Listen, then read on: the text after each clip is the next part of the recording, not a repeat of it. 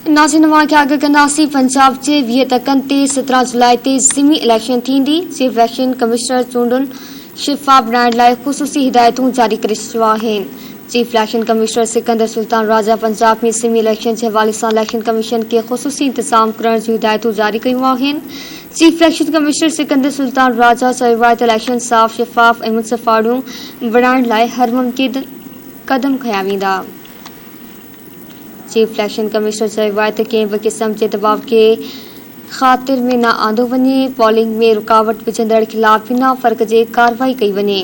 Chief election commissioner चयो त monitoring टीमूं सूरत-हाल जे हिक लम्हे जी रिपोर्ट इलेक्शन कमीशन खे माड़िन। चीफ इलेक्शन कमिश्नर पारां डिस्ट्रिक्ट मॉनिटरिंग ऑफिसर खे चौकस रहण, ज़ाब्ता इख़लाक़ जी भञकड़ी ते फौरी एक्शन करण जो हुकुम ॾिनो वियो आहे।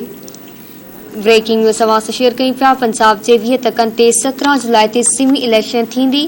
चीफ इलेक्शन कमिश्नर चूंडुनि शिफ़ाफ़ बणाइण लाइ ख़ुसूसी हिदायतूं जारी करे छॾियूं आहिनि।